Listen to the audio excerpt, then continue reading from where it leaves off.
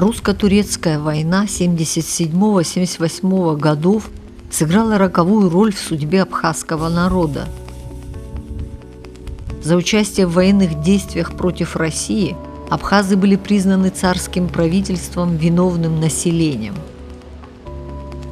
Им запрещалось жить в городе Сухум. До 75 тысяч абхазов покинули родину и переселились в Турцию. На опустевшие абхазские земли хлынули колонисты, и среди них были богатые греки-коммерсанты и евреи, армяне и представители других национальностей. В это время в Сухуме проживали не только русско-подданные, но и подданные Швеции, Франции, Германии. В прибрежной полосе началось интенсивное строительство домов и вилл, церквей и школ.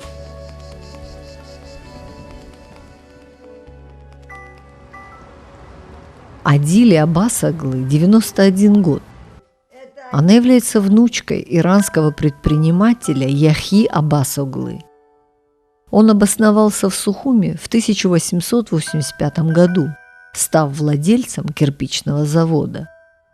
Адиле Шахбасовна вспоминает рассказы о том, как заселялся Сухум.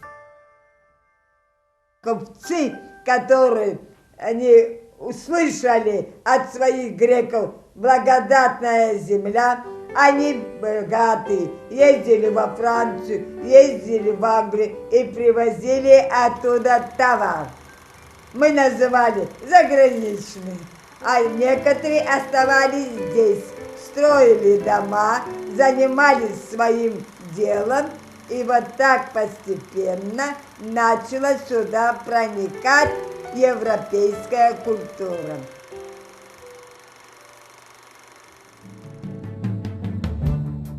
13 апреля 1870 года все газеты мира спешили сообщить своим читателям сенсационную новость. Накануне был торжественно открыт первый трансконтинентальный телеграф. Он напрямую соединил Великобританию с Индией. Акционерное общество Siemens Galsky проложило через территорию Сухума линию телеграфной связи. На территории Абхазии по всему тракту были поставлены чугунные столбы-опоры, по которым в 5 проводов шла линия индоевропейского телеграфа. Земля вокруг этих столбов в радиусе 3 метров была выкуплена Великобританией и до революции считалась собственностью английской королевы. Индоевропейский телеграф поражал современников своей протяженностью – 11 тысяч километров. Линия телеграфа шла по воздуху, а на 2 участках – Ла-Манш и Керченский пролив – кабель проложили по морскому дну. В народе ходила легенда, что на дне Черного моря лежит кабель, да не простой, а с золотыми жилами. Именно из этого дома 1 мая 1870 года в столицу России, Санкт-Петербург, поступила первая телеграмма из Сухума. Здание самой станции индоевропейского телеграфа было построено на Екатерининской улице, ныне это улица Чочуа. Дом связистов Лондон-Дели. Это первая самая линия, которая прошла на Кавказе. И здесь располагалась их аппаратура. Здесь же располагался дом для рабочих, обслуживавших станцию. В наше время здание Сухумской станции индоевропейского телеграфа используется под жилье.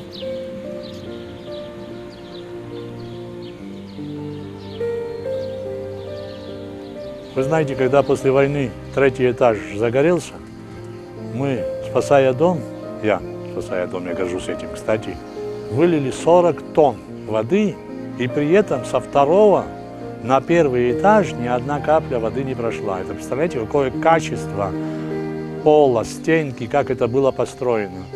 Материал, дерево, из которого оно сделано, вы представляете, 130 с лишним лет ни одна форточка не поменена. До сих пор эти окна, двери тогда повешенные, сделанные, до сих пор служат.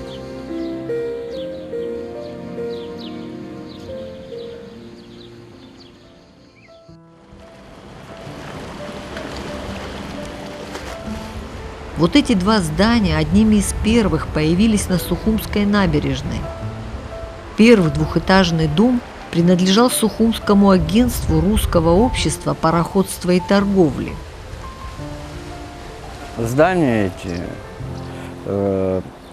прямо у моря располагались, и здесь же у них были два причала. У каждого свой причал был. Грузовые. Эти причалы буквально до последнего времени они сохранялись, здесь еще столбы эти оставались. К сожалению, они не сохранились, были небольшие грузовые причалы. То есть здесь были на первом этаже склады, на втором этаже были агентства.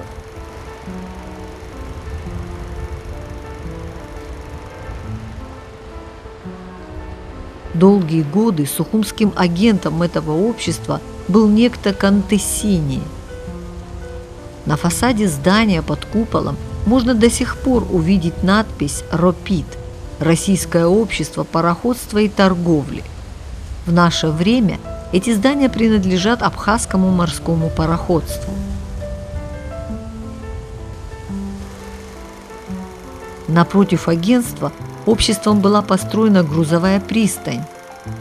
Вагонетки выходили из Пакгауза по узкоколейной железной дороге и направлялись к пристани, где загружались грузами с пароходов и направлялись обратно в Пакгауз.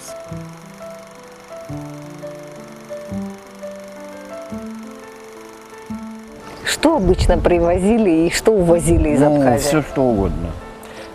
Отсюда вывозили массу всего, но самое главное был вывоз, это, конечно, табак. Табак абхазский по всему миру уезжал отсюда, в Америку даже уезжал. Но тогда были обработчики этого табака греки.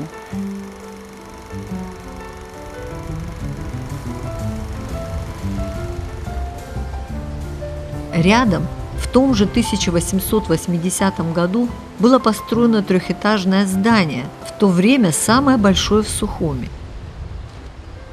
Здесь располагалось Сухумское агентство Российского транспортного и страхового общества. Пароходы этого агентства тоже возили по Черному морю грузы, пассажиров и почту.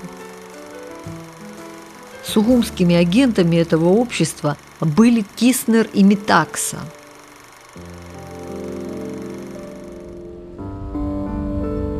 За Сухумской крепостью вдоль набережной было построено двухэтажное здание, в котором размещалась Сухумская почтово-телеграфная контора.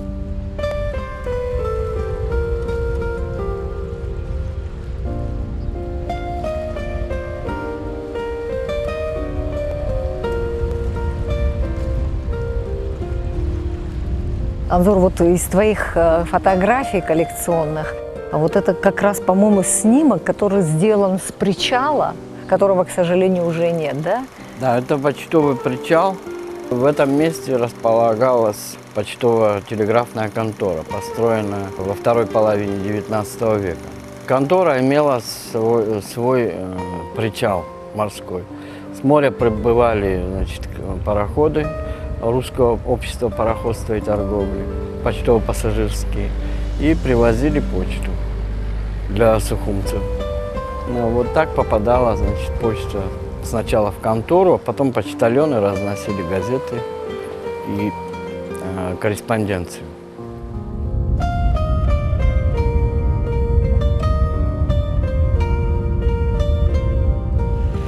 Анзор, вот удивительно, да, ступеньки сохранились, а самого причала нет, и многим будет интересно, что, собственно говоря, это было начало почтовой пристани. Да, почтовая пристань здесь, значит, как раз ступеньки спускались сюда, пароходы здесь, значит, приплывали сюда, стояли на рейде, лодки заходили прямо на причал, а отсюда уже туда переходили в само здание, переносили эти сундуки туда.